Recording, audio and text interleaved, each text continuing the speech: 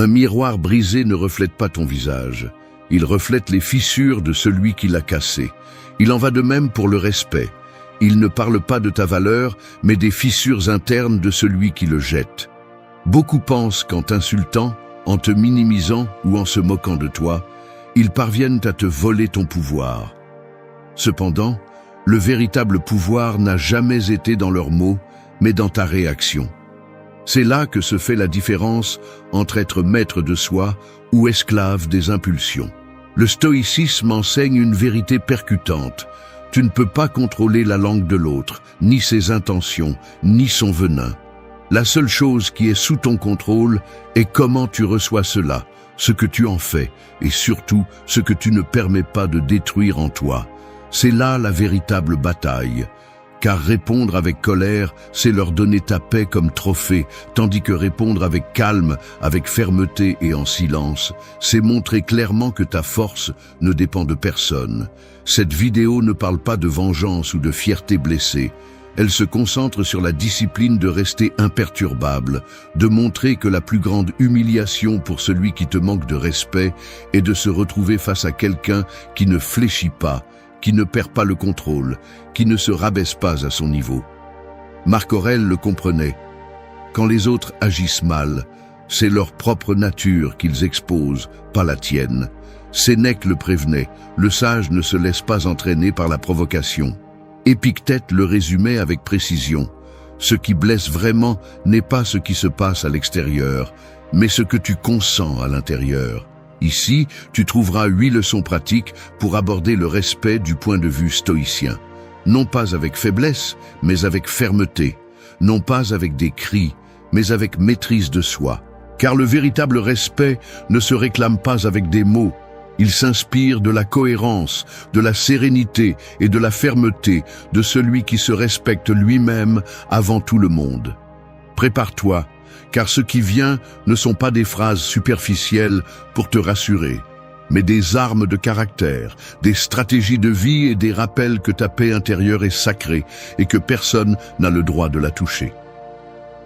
1. Ne réagis pas avec colère, réponds avec calme. Le feu ne s'éteint pas avec plus de feu, il s'éteint avec de l'eau. Le manque de respect fonctionne de la même manière. Si tu le confrontes avec colère, tu ne fais que raviver les flammes que l'autre a allumées, mais si tu le confrontes avec calme, cette étincelle s'éteint d'elle-même. Ce que beaucoup ne comprennent pas, c'est que la colère est un cadeau que tu offres à l'offenseur. C'est céder ton centre, ta sérénité et ta force en échange d'un instant de soulagement qui se termine toujours par des regrets. Les stoïciens comprenaient que la provocation était inévitable, car les hommes agissent à partir de leur ignorance, de leur frustration et de leur propre vide.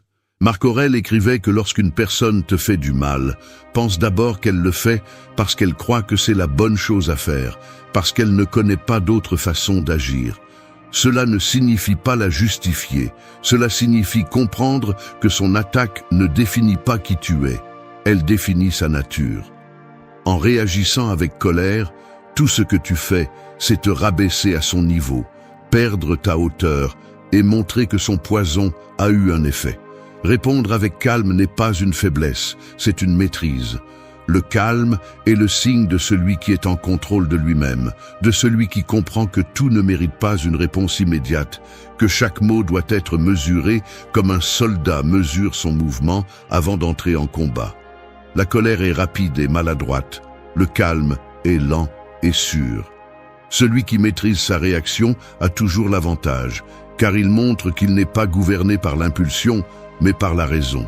Sénèque avertissait que la plus grande victoire est de vaincre la colère, car la colère détruit d'abord celui qui la ressent avant celui qui la reçoit.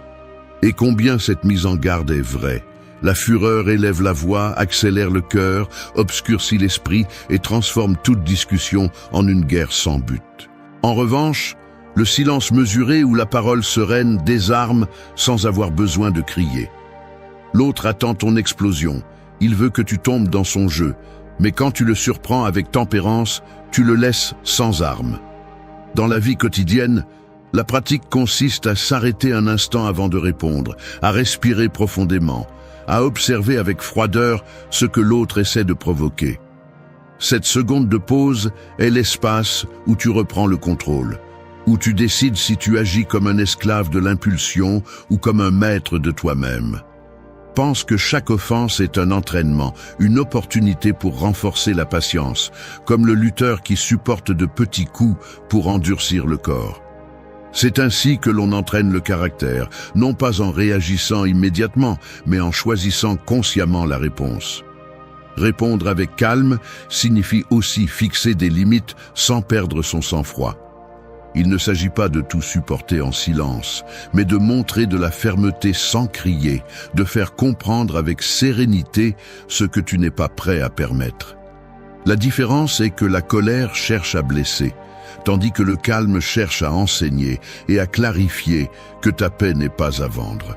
Cette attitude inspire le respect, même chez ceux qui ont essayé de te rabaisser. Le véritable pouvoir n'est pas de contrôler ce que disent les autres, mais de montrer qu'aucun mot ne peut te priver de ton contrôle interne. La colère transforme l'homme en prisonnier des autres. Le calme le rend libre. Chaque fois que tu choisis de répondre avec sérénité, tu deviens plus fort, plus impénétrable, plus maître de toi. Et c'est le message que le stoïcisme nous donne. Celui qui contrôle ses émotions ne vainc pas seulement le manque de respect, il vainc aussi son propre ego, qui exige toujours vengeance. Souviens-toi de cela clairement. Ne pas réagir avec colère ne signifie pas accepter l'humiliation. Cela signifie refuser d'être manipulé par les émotions des autres. 2. Établissez des limites claires et fermes. Un terrain sans clôture se remplit rapidement de traces étrangères, de marques que vous n'avez pas demandées et qui ne respectent pas votre espace. Il en va de même dans la vie. Si vous n'établissez pas de limites claires, d'autres marcheront sur vous, occuperont votre énergie et tenteront d'imposer leurs règles sur votre propre sol. Le manque de respect ne s'exprime pas toujours par des insultes directes, il se déguise souvent en demandes constantes, en blagues lourdes, en critiques déguisées en conseils ou en silence qui tentent de vous manipuler. Et lorsque vous ne savez pas où mettre un terme, vous finissez par porter des poids qui ne vous appartiennent pas. Le stoïcisme enseigne que la véritable liberté commence par se gouverner soi-même, et cette liberté ne peut exister que lorsque vous protégez vos frontières internes. Sénèque disait que personne ne peut vous nuire sans votre consentement, et ce consentement est souvent donné lorsque vous taisez ce qui devrait être dit, lorsque vous cédez là où vous devriez rester ferme. Établir des limites n'est pas un acte d'agression, c'est un acte de respect envers soi-même. Cela signifie reconnaître ce qui est à vous et ce que vous n'êtes pas prêt à permettre. Affronter le mépris nécessite de la clarté, car celui qui n'a pas ses valeurs claires finit par accepter n'importe quoi. La limite est la ligne qui sépare votre paix de l'invasion étrangère. Si quelqu'un vous crie dessus, votre limite est le calme avec lequel vous lui dites que vous n'accepterez pas cette façon de parler. Si quelqu'un se moque, votre limite est la gravité avec laquelle vous fermez la porte au jeu. Si quelqu'un insiste pour franchir ce que vous avez déjà marqué, votre limite est la distance que vous choisissez de prendre. Et tout cela sans avoir besoin de perdre le contrôle ou de tomber dans des provocations. Marc Aurèle rappelait que la vie de chacun est définie par ses pensées et ses choix, non par ce que les autres veulent imposer. En établissant une limite, vous n'essayez pas de changer l'autre. Vous déclarez simplement ce que vous tolérez et ce que vous ne tolérez pas. Ce geste est plus puissant qu'il n'y paraît, car il envoie un message silencieux de force. Ma paix n'est pas entre tes mains, ma dignité n'est pas à vendre, mes principes ne se négocient pas. Dans la vie quotidienne, poser des limites peut être inconfortable, car cela suscite de la résistance. Il y aura ceux qui vous accuseront d'être égoïste, ceux qui tenteront de manipuler votre fermeté, ceux qui vous diront que vous exagérez. Mais la vérité est autre. Ce qui dérange n'est pas votre limite, mais la perte de l'accès libre à votre énergie. Celui qui avait l'habitude de dépasser votre terrain est contrarié lorsqu'il trouve une porte fermée, mais ce malaise n'est pas votre problème. Votre responsabilité est envers vous-même, avec la préservation de votre paix et le respect que vous devez semer de l'intérieur. N'oubliez pas que la fermeté n'a pas besoin de violence. Une limite claire peut s'exprimer avec sérénité, avec peu de mots, avec la conviction de celui qui n'a pas besoin de crier parce que sa décision est prise. C'est la différence entre réagir impulsivement et agir avec sagesse. La fermeté tranquille devient inébranlable parce qu'elle ne dépend pas de la colère, elle dépend de la clarté. Chaque fois que vous établissez une limite, vous renforcez votre identité. Vous rappelez au monde qui vous êtes, ce que vous valorisez et ce que vous ne tolérez pas. Le mépris se nourrit du silence et de la confusion, mais il s'affaiblit face à la fermeté tranquille. Si vous voulez inspirer le respect, commencez par vous le montrer à vous-même. Celui qui se respecte n'a pas peur de déranger, n'a pas peur de s'éloigner, ni de perdre l'approbation. La limite est le mur invisible qui protège votre essence, et sans elle, n'importe quel vent vous emporte. Le stoïcien sait qu'il ne peut pas contrôler ce que font les autres. 3. Valorise plus ton opinion que celle des autres. Les feuilles sèches sont emportées sans but par le vent, allant d'un côté à l'autre sans décider où rester, sans avoir de racines pour les soutenir. C'est ainsi que vivent ceux qui confient leur valeur à l'opinion des autres, changeant de direction à chaque commentaire, permettant que la voix des autres pèse plus que la leur. Le manque de respect se nourrit de cette faiblesse, car celui qui ne s'affirme pas dans son jugement finit par croire n'importe quel jugement externe, même les plus injustes. Le stoïcisme enseigne que rien en dehors de toi ne peut te définir. Marc Aurèle écrivait que les opinions des autres ne sont que des pensées momentanées, des ombres qui passent, sans substance réelle à moins que tu ne les acceptes. L'essence de ce que tu es est en toi, dans la façon dont tu choisis de vivre et dans la façon dont tu maintiens tes principes lorsque personne d'autre ne les reconnaît. Lorsque tu dépends de l'approbation externe, tu deviens prisonnier du bruit. Tu cherches à plaire à tout le monde, tu as peur d'être rejeté, tu ajustes ton comportement pour ne pas déranger. Ce mode de vie non seulement t'épuise, mais ouvre également la porte au manque de respect, car quiconque perçoit ton besoin d'acceptation saura te manipuler. La fragilité surgit lorsque ce que tu penses de toi-même dépend de l'écho que tu reçois de l'extérieur. La force commence lorsque ton jugement est suffisant et suffit à te soutenir. Sénèque rappelait que la plus grande richesse est de se suffire à soi-même. Cela ne signifie pas mépriser l'opinion des autres, mais ne pas en dépendre pour vivre en paix. La société est pleine de voix qui parlent depuis l'envie, le ressentiment ou l'ignorance. Leur donner du pouvoir, c'est comme boire de l'eau contaminée en espérant étancher sa soif. En revanche, lorsque ton propre avis est clair et ferme, ces voix deviennent un bruit de fond qui ne change pas ta direction. Le manque de respect est confronté à la certitude de savoir qui tu es. Une moquerie ne change pas ton identité, une insulte n'efface pas tes réalisations, une critique injuste n'invalide pas ton effort. Ce sont des reflets de ceux qui les prononcent, pas des preuves de ta valeur. En te souvenant de cela, chaque attaque devient insignifiante, car tu comprends que ta paix dépend de toi, pas de l'approbation externe. Au quotidien, cette leçon s'entraîne en prenant des décisions sans avoir besoin de demander la permission, en défendant tes valeurs même si elles ne sont pas populaires, en soutenant ta vérité même si elle dérange. Valoriser ton opinion signifie te regarder dans le miroir avec assurance et savoir que ta vie correspond à ce que tu crois être juste, même si le monde entier te contredit. Cette cohérence est la liberté, et cette liberté est la base de la force stoïcienne. Épictète l'expliquait avec force.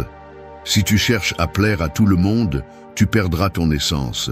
Et son avertissement prend plus de sens aujourd'hui, à une époque où la validation se mesure en chiffres et en applaudissements. Celui qui poursuit cette approbation externe finit par se vider, car elle n'est jamais suffisante. Le stoïcien, en revanche, vit en paix en reconnaissant que son jugement interne, guidé par la raison et la vertu, est le seul qui compte vraiment. N'oublie jamais ceci. Lorsque tu accordes plus de valeur à l'opinion des autres qu'à la tienne, tu cèdes ton pouvoir. Et lorsque tu décides de faire confiance à ton jugement, tu retrouves la liberté. Le véritable respect naît de cette fermeté, de montrer par des actes que tu n'as pas besoin de la validation de personne pour rester debout. Celui qui se respecte lui-même ne s'agenouille pas devant le jugement des autres, et c'est la réponse la plus forte face au manque de respect. 4. Transforme chaque offense en un entraînement. Les poids dans une salle de sport ne sont pas là pour plaire, ils sont là pour s'opposer, pour générer de la résistance, pour forcer le muscle à grandir. De la même manière, les offenses jouent le rôle de ce fardeau qui dérange, qui fait mal, qui semble inutile, mais qui, si tu sais comment l'utiliser, devient un outil de force. Le manque de respect est un poids ajouté à ton esprit, et il n'y a que deux options. Laisser cela te briser ou l'utiliser comme un entraînement pour l'esprit et le caractère. Le stoïcisme a toujours vu dans l'adversité une opportunité de croissance. Marc Aurèle écrivait que ce qui gêne sur le chemin devient le chemin. Les offenses, les insultes, les moqueries ne sont pas des exceptions à cette règle, elles sont des épreuves conçues par la vie pour t'entraîner à la patience, au self-control et à la résilience. Si tu réagis avec colère, l'épreuve te vainc. Mais si tu réponds avec sérénité, tu démontres que ton caractère est déjà plus entraîné qu'il ne le pensait. Le manque de respect fait mal parce qu'il blesse l'ego. Mais l'ego, comme un cristal fragile, se brise au moindre coup. Le sage, en revanche, transforme ce coup en un coup de marteau qui façonne le fer. Sénèque le disait sans détour. Personne n'est plus fort que celui qui a appris à supporter ce que les autres considèrent comme insupportable. L'offense devient un exercice de résistance, une leçon de self-control. Ce n'est pas quelque chose que tu choisis de recevoir, mais c'est quelque chose que tu choisis de traiter. Chaque mot offensant peut être un miroir qui t'entraîne. Si quelqu'un te traite de faible et que tu ne l'es pas, alors cela ne t'affecte pas, parce que tu sais que ce n'est pas vrai. Si quelqu'un t'accuse de quelque chose de faux et que tu t'énerves, il y a une leçon à apprendre. Ne pas réagir à ce qui manque de fondement. Si quelqu'un pointe un défaut réel, alors l'offense est une occasion d'améliorer, de travailler sur ce que tu peux changer. Dans la vie quotidienne, transformer les offenses en entraînement signifie changer de perspective. Ne te demande pas pourquoi on t'a manqué de respect, mais demande-toi ce que tu peux entraîner en toi grâce à cela. Patience quand quelqu'un t'interrompt. Sérénité quand quelqu'un te crie dessus. Force quand quelqu'un te critique sans raison. Distance émotionnelle quand quelqu'un essaie de te manipuler. Chaque situation est une pratique, un exercice pour forger ton esprit comme l'acier est forgé dans le feu. Épictète enseignait que ce ne sont pas les choses qui nous affectent, mais l'opinion que nous avons d'elles. Appliqué au respect, cela signifie que l'offense n'a pas de pouvoir réel jusqu'à ce que tu décides de lui donner de l'importance. Si tu la vois comme un entraînement plutôt que comme une attaque, le coup perd son venin et devient un outil. C'est l'état d'esprit du guerrier stoïcien. Utiliser même ce qui est désagréable comme une ressource pour grandir. Il ne s'agit pas de tout supporter en silence, mais d'entraîner l'esprit à voir chaque manque de respect comme une opportunité de pratique. Tout comme l'athlète remercie la difficulté parce qu'elle le prépare à la compétition, l'homme ferme remercie l'offense parce qu'elle le prépare au plus grand défi de la vie. Personne ne forge la discipline dans le confort, elle se forge dans l'inconfort. Personne ne construit la résilience dans le calme, elle se construit au milieu de la provocation. Celui qui apprend à transformer les offenses en entraînement découvre un secret. Le pouvoir cesse d'être chez celui qui agresse et passe à celui qui reçoit. Parce que pendant que l'autre s'épuise à lancer du venin, tu te renforces en le transformant en leçon. Et il arrive un moment où tu n'es plus facile à offenser, parce que tu comprends que chaque coup n'est qu'un autre poids dans ton entraînement. 5. Apprenez à utiliser le silence comme stratégie. L'écho dans une montagne ne discute pas avec celui qui crie, il renvoie simplement ce qu'il reçoit puis s'évanouit. C'est ainsi que fonctionne le silence face au respect. Ce n'est pas de la lâcheté, c'est une stratégie. Celui qui se tait avec intention ne se rend pas, il s'élève. Le silence devient un mur invisible qui protège votre paix, tandis que l'autre, incapable de vous entraîner à son niveau, se consume dans sa propre provocation. Le stoïcisme a toujours valorisé le pouvoir de la retenue. Marc Aurèle disait que si les mots n'apportent pas de bien, il vaut mieux les garder. Le silence ne signifie pas absence de réponse, il signifie choisir la meilleure réponse, aucune. Dans un monde où tout le monde réagit immédiatement, celui qui sait se taire démontre sa maîtrise. Et cette maîtrise fait plus mal à l'offenseur que toute insulte renvoyée, car son intention était de vous sortir de votre centre, et ce qu'il reçoit est un vide impossible à briser. Sénèque expliquait que la colère a besoin de carburant, et rien n'éteint ce feu comme le manque de réaction. Celui qui vous manque de respect attend votre explosion, attend votre colère, attend votre justification. Lorsqu'il rencontre le calme et le silence, il se confronte à un miroir qui l'expose. Il découvre que son pouvoir sur vous n'était qu'une illusion. Voilà la force du silence. Il transforme la provocation en un geste inutile, en un coup qui rebondit sans laisser de traces. Dans la vie quotidienne, le silence n'est pas toujours facile à appliquer. Nous sommes conditionnés à répondre, à nous défendre, à vouloir prouver que nous avons raison. Mais le stoïcien sait que toutes les batailles ne méritent pas d'être menées, car beaucoup sont des pièges qui volent de l'énergie. Se taire n'est pas tout permettre, c'est réserver vos forces pour ce qui compte vraiment. Vous n'avez pas besoin de répondre à chaque moquerie au travail, vous n'avez pas besoin de clarifier chaque mensonge qui circule, vous n'avez pas besoin de discuter avec chaque personne qui cherche la bagarre. Épictète le résumait en une leçon dure. Si quelqu'un vous insulte et que vous vous énervez, le problème n'est pas l'insulte, c'est votre manque de contrôle. Appliquer le silence dans ces moments-là, c'est pratiquer la vertu la plus difficile, la tempérance.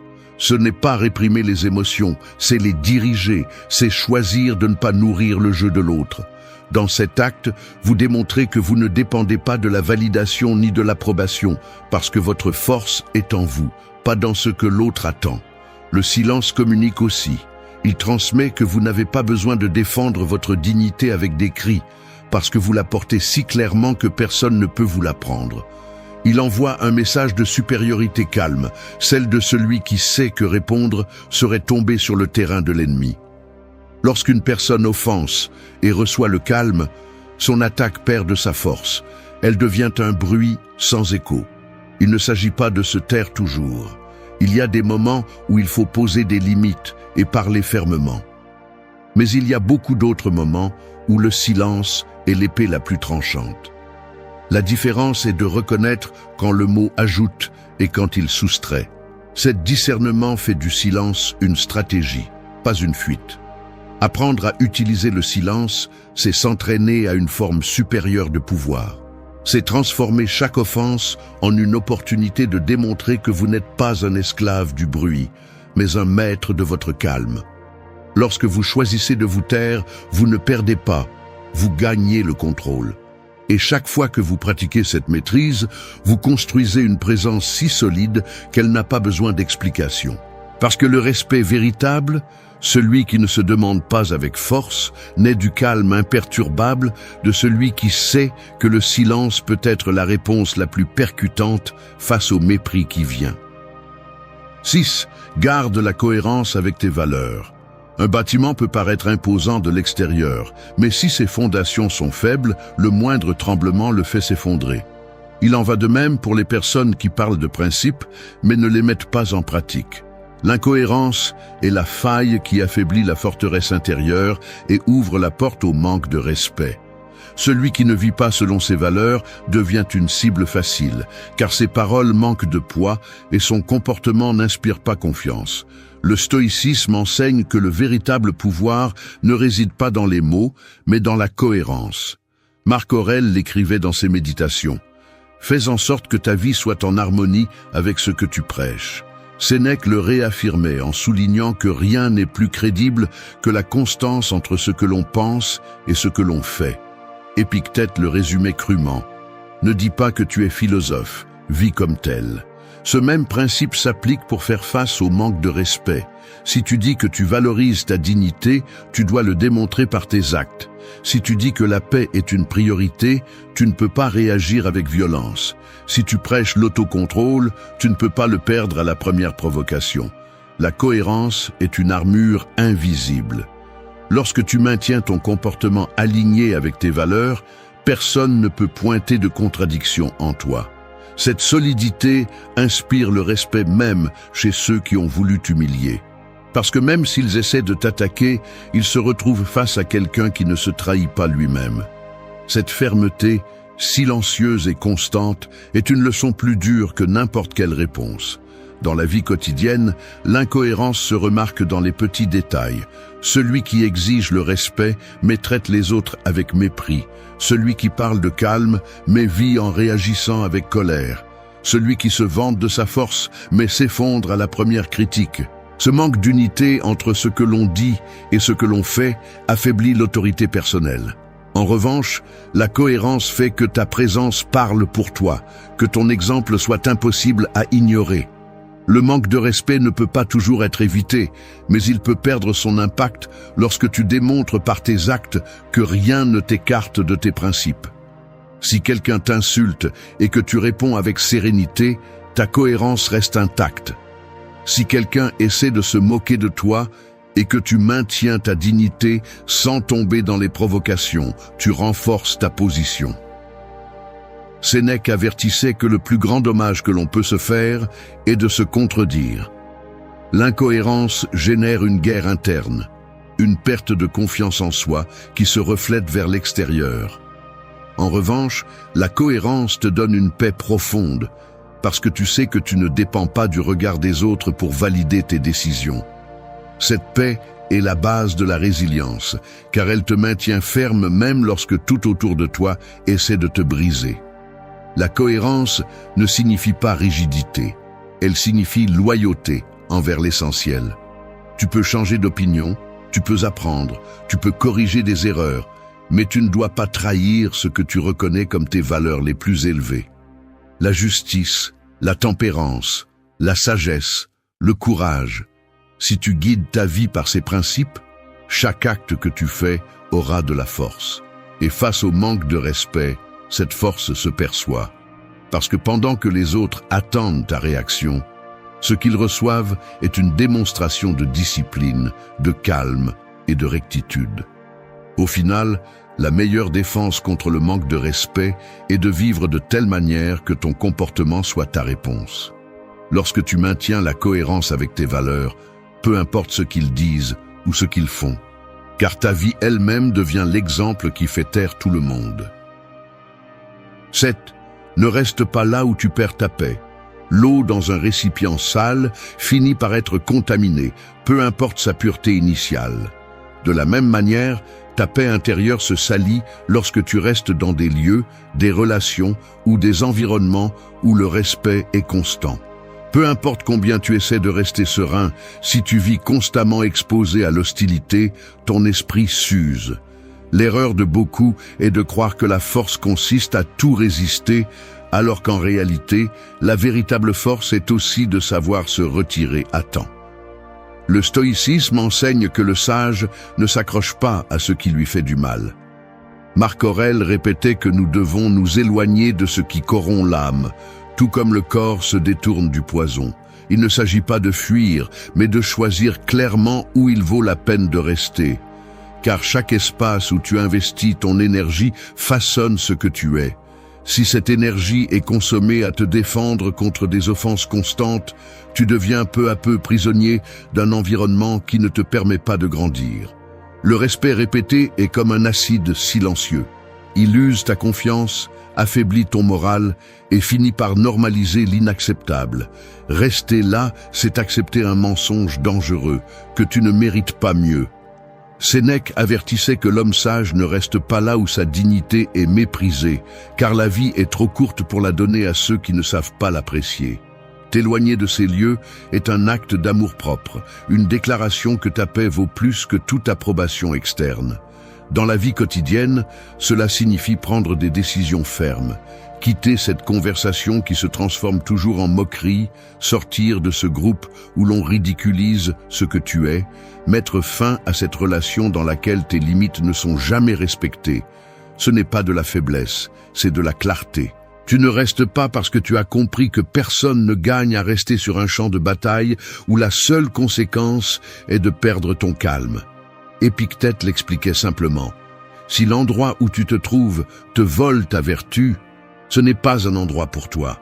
Son enseignement reste valable aujourd'hui, car la modernité est pleine d'environnements contaminés, des milieux de travail toxiques aux liens personnels basés sur la manipulation. Si tu décides de rester, le prix est ta paix. Et la paix, dans la pensée stoïcienne, est le bien suprême, car sans elle, il n'y a pas de clarté de jugement ni de capacité à agir avec vertu. Quitter l'endroit où tu perds ta paix ne sera pas toujours facile. Il y aura la peur de la solitude, du jugement, de l'incertitude. Mais chaque pas que tu fais, loin du manque de respect, est un pas vers la liberté. Avec chaque limite que tu imposes, en choisissant de te retirer, tu reprends le contrôle de ta vie. Et le plus important, tu envoies un message puissant à ton intérieur, que tu te valorises assez pour ne pas accepter moins que ce que tu mérites. Cette décision renforce ton estime de toi plus que n'importe quel mot d'encouragement. Le mépris peut apparaître n'importe où, mais y rester est un choix, et ce choix révèle combien tu te valorises. Le stoïcien comprend que se retirer n'est pas abandonner la lutte, c'est choisir des batailles dignes. Au final, protéger ta paix n'est pas de l'égoïsme, c'est la plus haute forme de respect envers toi-même. Car celui qui se respecte assez ne reste jamais là où il perd son calme, et cet acte silencieux devient la leçon la plus claire pour tous ceux qui l'entourent. C'est pourquoi il est important que tu le saches.